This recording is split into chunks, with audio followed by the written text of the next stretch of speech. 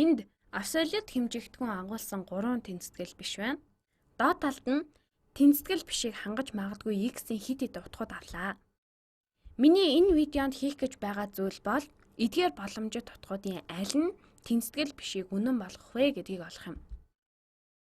Ногоон өнгөөр бичигдсэн зүүн гар талын эхний тэнцэтгэл бишийг авч үзье. X-ийн абсолют хэмжигдэхүүн нь 7-оос бага байна гэж өгсөн байна. Тэгэхээр x-ийн эдгээр утгуудаас аль нь тэнцэтгэл бишийг зөв болгох вэ? X-ийн утгуудыг орлуулахаас өмнө тэнцэтгэл бишийг хялбарчиж болох хэсгийг харъя. Та бүхэн өөрсдөө туршаад үзээрэй. Учир нь сөрөг 7-гийн абсолют хэмжээ нь 7 гарна. Абсолют утга гэдэг нь тухайн тооноос тооллын эхлэлийн цэг хүртэлх зайтай тэнцүү утга. Ингээд 7 гарч байна. Сөрөг 7-оос тооллын их хүртэл 7 нэгж зайтай. Өөрөөр тайлбарлах юм бол ямар ч тооны абсолют утга гэдэг нь эерэг тоо бол өөртөө тэнцүү сөрөг тоо бол сөрөг биш тоо байна гэсэн үг. Тэгэхээр сөрөг 7-гийн абсолют хэмжээ нь 7 байна. X-ийн абсолют хэмжигдэхүүн нь 7-оос бага байх ёстой гэдэгтээ тэнцүү чанартай тоон тэнцэтгэл биш гарах ёстой. Иймээс x нь сөрөг 8-тай тэнцүү байхад үнэн байна уу гэдгийг харъя. Тэгэхээр x нь сөрөг 8-тай тэнцүү болохоор x-ийн оронд сөрөг 8-ыг орлуулан тавья. Сөрөг 8-ийн абсолют хэмжигдэхүүн нь 7-оос бага байна уу гэдгийг харцгаая. Энэ үнэн болов? Сөрөг 8-ийн абсолют хэмжигдэхүүн нь 8 7-оос бага уу гэж асууж байна. Үгүй ээ, 7 8-аас бага шүү дээ. Сөрөг 8 нь тэнцэтгэл бишийг хангахгүй, үнэн тоон тэнцэтгэл үүсгэхгүй байна. Одоо x нь сөрөг 2-тай тэнцүү байх үед яах вэ? Одоо x-ийн оронд сөрөг 2-ыг орлуулъя. Сөрөг 2-ын абсолют хэмжигдэхүүн нь 7-оос бага байх ёстой. Сөрөг 2-ын модуль буюу абсолют хэмжигдэхүүн нь хэд вэ? Эерэг 2-тай тэнцүү. Эерэг 2 нь 7-оос бага уу? Тийм ээ, эерэг 2 нь 7-оос бага. X нь сөрөг 2-тай тэнцүү байх юм бол тэнцэтгэл бишийг хангаж байна. Сөрөг 2-ын модуль буюу абсолют хэмжигдэхүүн нь сөрөг 7-гийн абсолют хэмжигдэхүүнээс бага байна.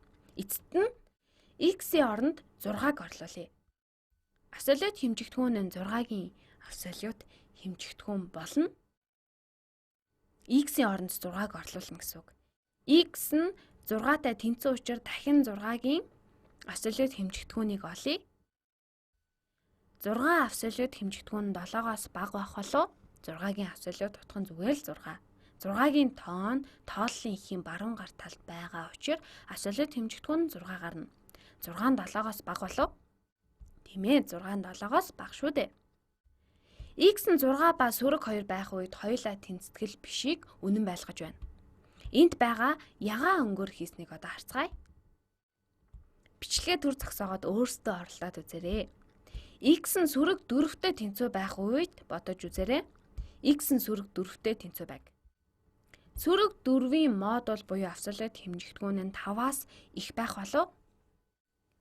Сөрөг 4-ийн модуль буюу абсолют хэмжигдэхүүн нь 4 гарна. 4 нь 5-аас их үү?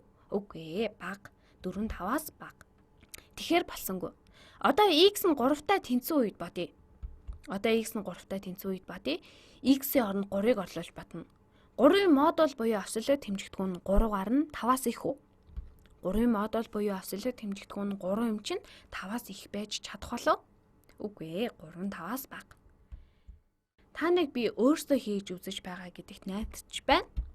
Төгсгөлд нь x-ийн оронд сөрөг 9-ийг орлуулъя. Сөрөг 9-ийн модуль буюу абсолют хэмжигдэхүүн нь 5-аас их байж чадах болов? Сөрөг 9-ийн модуль буюу абсолют хэмжигдэхүүн нь 9 гарна. Абсолют хэмжигдэхүүн нь 9 гарна. 5-аас их байж чадах болов? Тийм ээ. 9 нь 5-аас их тоо. X нь 9-тэй тэнцүү үед тэнцэтгэл бишийг хангаж байна. За одоо энэ ягаан өнгөөр тэмдэглэснийг хийцгээе. X тооны модуль буюу абсолют хэмжигдэхүүн нь сөрөг 16-аас их байна гэсэн тэнцэтгэл бишийг авч үзье. Энд их сонирхолтой зүйл байна. Эдгээр утгуудыг орлуулах юр хэрэг байхгүй. X-ийн оронд орлуулан тавихад худал гарах утгын талаар бодож болох уу? Энэ тухай жоохон бодъё. Тооны модуль ер нь сөрөг тоо гарах уу? Үгүй ээ. Тооны модуль нь тэг эсвэл эерэг тоо гардаг. Сөрөг биш тоо гарна. Хэрв энэ нь тэг эсвэл эерэг тоо байна. Тийм учраас бүх x-ийн хувьд сөрөг тооноос их байх болно. Бид үүнийг шалгах хэрэг байхгүй. Бүх утгуудын хувьд шалгаж болно. Гэхдээ бүх x-ийн хувьд үнэн байна. Учир нь модуль авч байгаа үед x нь тэг байвал модуль буюу абсолют хэмжигдэхүүн нь тэг байна. Гэхдээ x-ийн тэг биш бусад утганд абсолют утга нь эерэг тоо гарах болно.